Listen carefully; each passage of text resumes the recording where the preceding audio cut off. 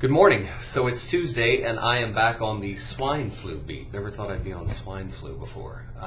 It's definitely interesting. It's something that we've never seen before in humans, and it took a lot of research yesterday on my part to dig into it and find out exactly what this is. And I think if you saw my story yesterday at 5 o'clock, what I was really going for was education. There were so many questions that people had, and what we talk about in journalism a lot is don't let me hear from an official, let me hear from somebody involved. So in this case, let me hear from a mother whose son is being tested. Let me hear from a woman who went to the hospital sick. Well, we had another reporter go ahead and cover that, one of my colleagues.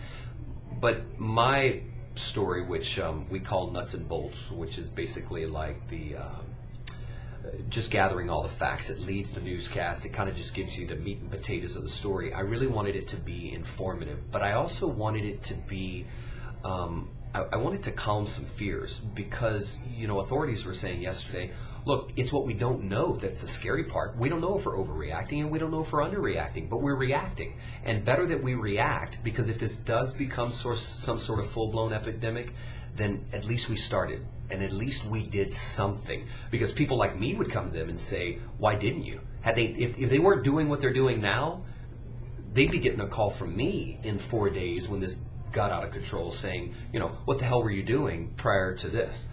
That leads me into this next part. I got a message from a friend of mine last night who said, oh, I'm so tired of the swine flu, the media is blowing it out of proportion. And so I sent him some funny message back. But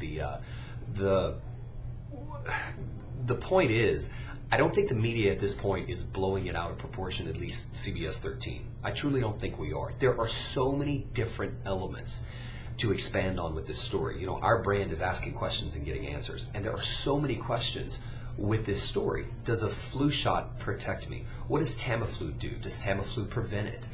When should I go see the doctor? What's the doctor going to do? What about my child? Should I wear a mask? I mean, there's so many different things because all we see is what's going on in Mexico City, and it's not as severe here. So if you tend to think that we, CBS13, are being a little excessive, email me. Let me know what you think. But I have to tell you that I think we're right on the mark and we're on the money right now because the fear is what we don't know. We don't know how much worse it's going to get. And so we are simply putting state officials on the air. We're not holding these news conferences ourselves. We're covering them as they're happening. So let me know what you think. This is my second video blog. I'm kind of digging this thing. I like it. So I got to go into my morning meeting. It's 9:25 and Tuesday is about to start. Hope your allergies are good. My allergies are kicking my butt. So have a good day, and be watching tonight. We got a press conference at 3:30 that I'm doing with State Public Health. Also on tap today. Oh, we're going to get some video of the stockpile of Tamiflu. The federal government has sent us massive doses of Tamiflu here to California, so we'll get some video of that. And then who knows what else will happen. I'm also going to try and track down that family from Fair Oaks that was on the early show this morning. They had a son who went to St. Mel's. He was tested. So we're going to try and track them down as well. Busy day. Happy Tuesday. We'll see you.